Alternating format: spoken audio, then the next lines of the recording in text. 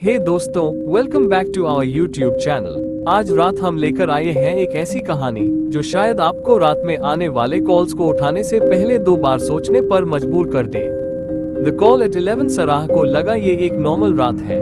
वो अपने बेड पर लेटी थी, फोन स्क्रॉल कर रही थी, तभी फोन वाइब्रेट हुआ। एक कॉल आई थी। पहले तो उसने ध्यान नहीं दिया, लेकिन जब उसने कॉलर आईडी देखी, उसका खून जम गया। Mom 11:07 PM। उसका दिल कांप गया।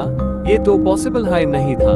उसकी माँ को गुजरे हुए 2 साल हो चुके थे। सारा स्क्रीन को घूरती रही। कॉल खत्म हो गई, कोई वॉइसमेल नहीं, सिर्फ एक नाम जो उसने बहुत पहले देखा था। उसके हाथ कांप रहे थे जब उसने फोन नीचे रखा। शायद किसी ने मजाक किया हो, स्पूफिंग हो सकती है। थोड़ी देर बाद एक वॉइसमेल आई। उसने ध्यान से सुनना शुरू किया। स्टैटिक के बीच में एक टूटी फूटी सांस लेती आवाज में कोई कह रहा था, सारा हेल्प मी, यहाँ नीचे बहुत अंधेरा है। सराह ने फोन छोड़ दिया। उसका दिल जोर से धड़कने लगा। फिर से कॉल आई।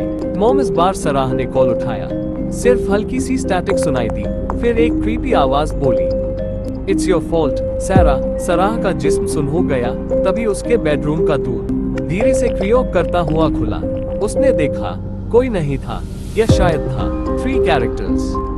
अगले कुछ दिनों तक यह कॉल्स चालू रही, हमेशा 11:07 PM पर, हमेशा मॉम के नाम से।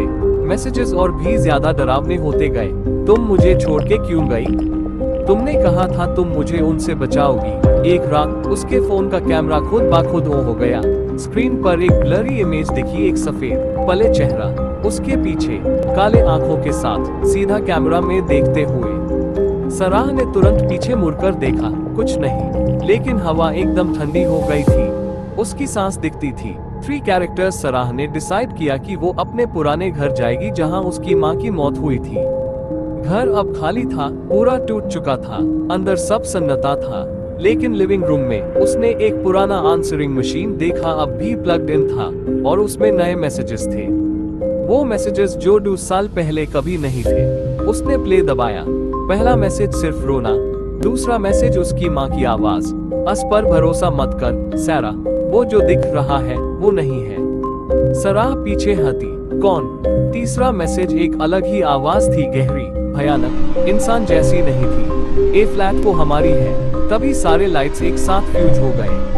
अंधेरा छने लगा। फिर उसका फोन बजा।